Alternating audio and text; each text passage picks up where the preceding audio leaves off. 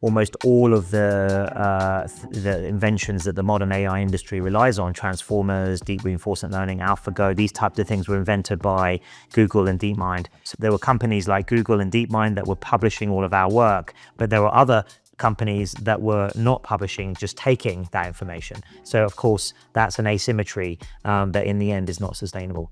Apple ran a very rigorous evaluation period on, as I understand it, all the leading models, and Gemini had the best overall capabilities. I think the Chinese are there yet to demonstrate is innovating beyond the frontier. Once we get to AGI, we'll accelerate post-scarcity world, but there may be one or two missing breakthroughs before we can get to AGI.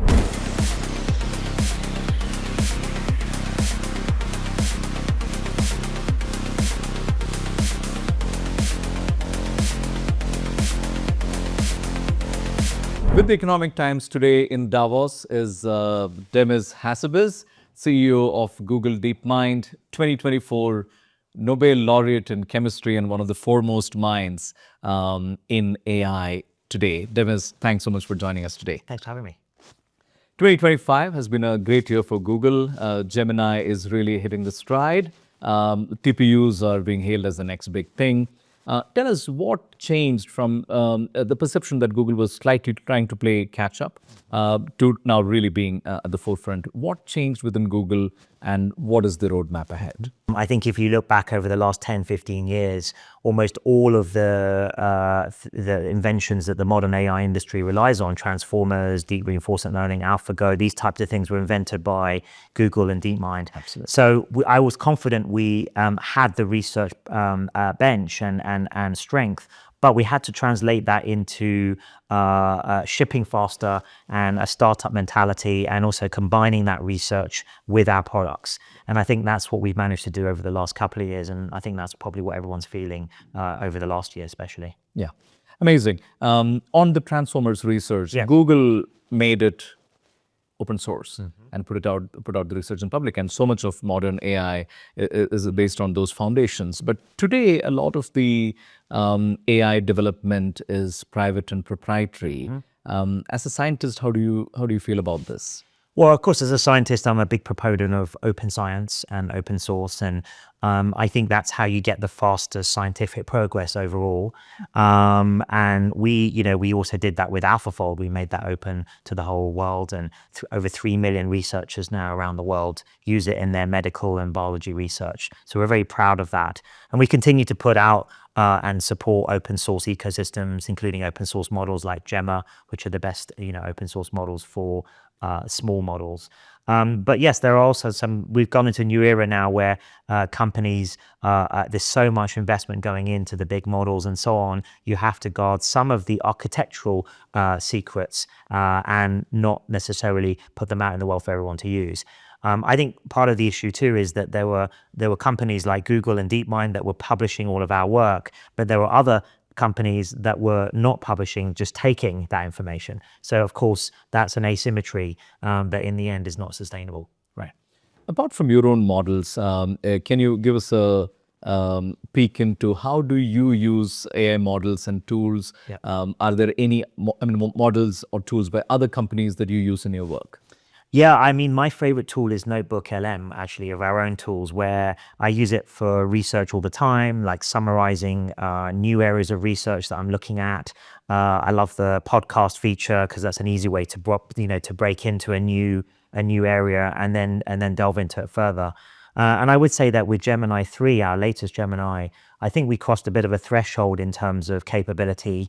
And I've certainly found that, and also our deep research feature is really useful in my everyday life now in a way that, probably earlier versions of that technology weren't necessarily. So I think those are the things that I'm using. And I'm excited for when we integrate this fully into workspace and things like email. We just launched a beta version of AI Inbox, and I'd love my email admin to go away, right? As I'm sure most of your viewers as well. Indeed. Yeah. What can you tell us about your deal with Apple?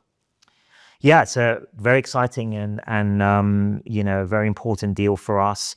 I think it's a great endorsement in some ways of the progress we've made with things like Gemini. Apple ran a very rigorous evaluation period on, as I understand it, all the leading models, and Gemini had the best overall capabilities. So we're very excited about that. We're very excited about helping Apple with their whole ecosystem and Apple Intelligence. So I think it's a great deal for us. Right. You're coming to India next month for the AI Impact Summit. One of the big debates in countries like India, when you look at the overall AI landscape, you feel, one, you need tremendous amounts of investments, and the two superpowers, China and the United States, are really seen as being capable of the investments and the infrastructure and the ability to do all of that. How should countries like India, be approaching this era of AI, and what is it that we should optimize for? Well, look, I think each nation needs to decide that, but I feel like there's a lot of there's so much opportunity in applying these technologies to revolutionize industries, do more startups, at also regional versions of these technologies, and so I think.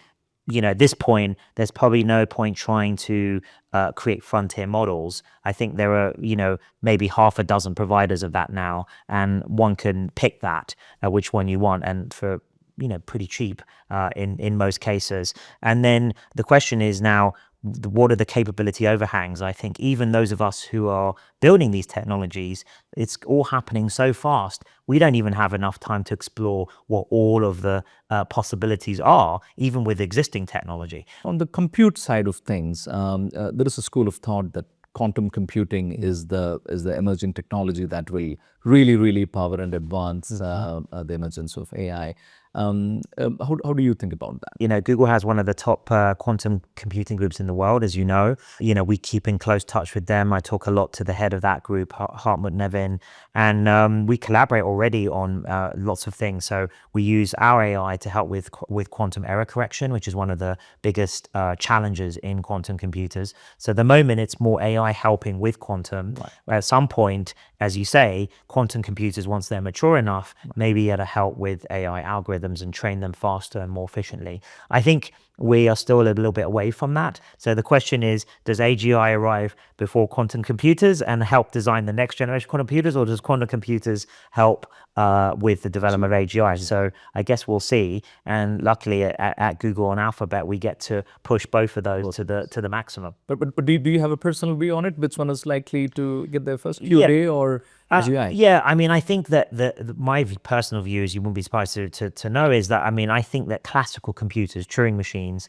which is what obviously AI is built on today, can be pushed a lot further than anyone thought. And I think AlphaFold is a good example of that. Finding the 3D structure of proteins, this 50-year grand challenge. Proteins have, they are small things, so they obey like quantum effects, and yet somehow a classical system like AlphaFold can approximate the solution to it. So it's not clear to me where the boundary is, where you at some point need a quantum computer. Right. Let's talk about China. You've said that China is quite close now to the companies based out of the United States. Yes. In terms of capabilities. How do you see this arms race playing out? Look, I think the Chinese have extremely capable teams. Also have a lot of resources. I think that they've caught up a lot. So I think in the part, a few years ago, I would have said they were 1 or 2 years behind. Maybe now they're only 6 months to a few months behind, 6 to 12 months. But what I think they're yet to demonstrate is innovating beyond the frontier.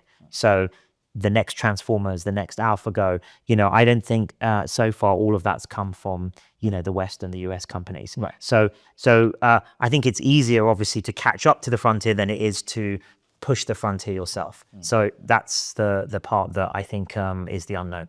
Right. Give us a glimpse into when you and Sundar are chatting about AI and how to integrate AI into all of Google's various products. What are the key themes? What are your top priorities right now? We talk pretty much every day, and there's always a million things to discuss. But the main thing is the easiest way to explain it is, if you think of Google DeepMind, the organization that I run, as the engine room of Google. That's how we think of it. That's how we describe it internally. And so we're creating the engine. Obviously that's Gemini, but there's also other models as well. Our world models, there's VO, our video models, Nano Banana, our image models. So these are like the pieces of the engine. And then our job is to give that to the rest of Google, all these amazing products and services that billions of people use every day, and as quickly as possible ship that engine into under the hood into those products and features. And I think we're getting better and better at that, and there's still more to do. But I think our pace of that is really accelerating, and we're really intensely focused on that. You're maybe the only Nobel laureate today who is also the CEO of a very, very large and very consequential company. So, as a scientist, scientists, at least in popular imagination, they operate in a certain way. They're a little absent-minded. They're so deep into their niche that they can't zoom out. Yeah. Whereas you need to do, as in your CEO job, you need to do a lot of minutiae. Tell us a little bit about how do you balance these two roles? Yeah, it is interesting. I think you're right. It is quite unusual. Maybe it's unique. And but I've always been had many interests, a kind of generalist, as well as liking to go deep on my research. So I think of myself as a scientist first and foremost, but then I have this entrepreneurial side, always have had, and I love bringing together interdisciplinary teams and managing, helping getting the best out of brilliant people. So I get equal enjoyment out of research and doing that. So, I kind of have my dream job, really. I get to do both, at Google DeepMind, as well as, impact billions of people's lives through our products. So I've managed to get, that balance right, and it's really enjoyable. And do you get any time to still pursue chess?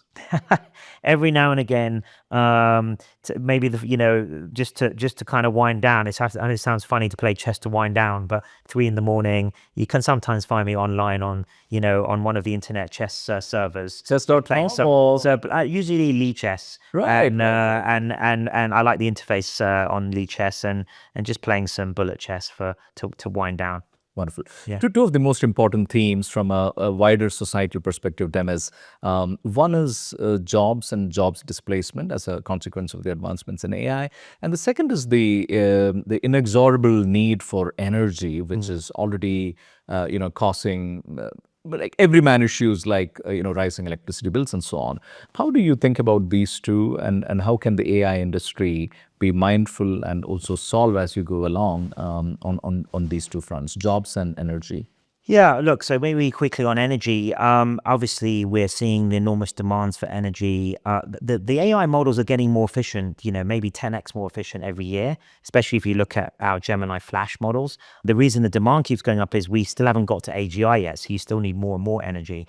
What I would say, though, is that although they're using some energy, the benefits, I'm sure, are going to far outweigh the usage, even in just limited to energy, like new materials, optimizing existing grids, getting more out of the same technologies, and also developing new technologies like fusion. We're working with Commonwealth Fusion on containing plasma in the fusion reactors. So I think AI in the medium term is going to more than pay for itself in energy kind of savings and energy breakthroughs than it does today.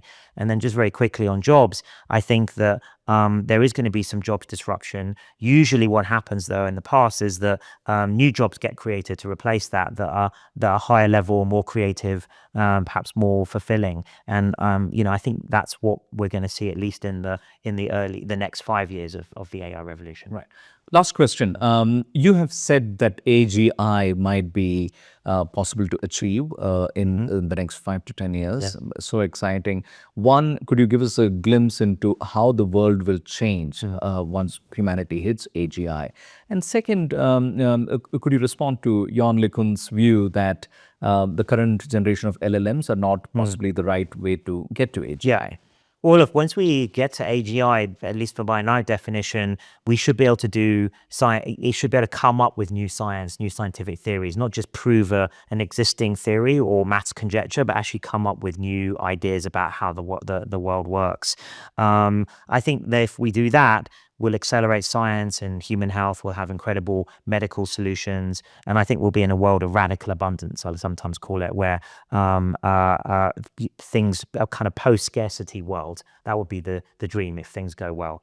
And then in terms of Jan's comments, I know Jan very well. I think we disagree on some of the methods, but the part I would agree with is I think the current systems are improving, but there may be one or two missing breakthroughs before we can get to AGI. So, and things like world models, which we're working on, and I think he's working on, I think could be part of the missing pieces. Wonderful. It's been a real pleasure chatting with you, Demis. Thank you so much, and see you in India. Thank you.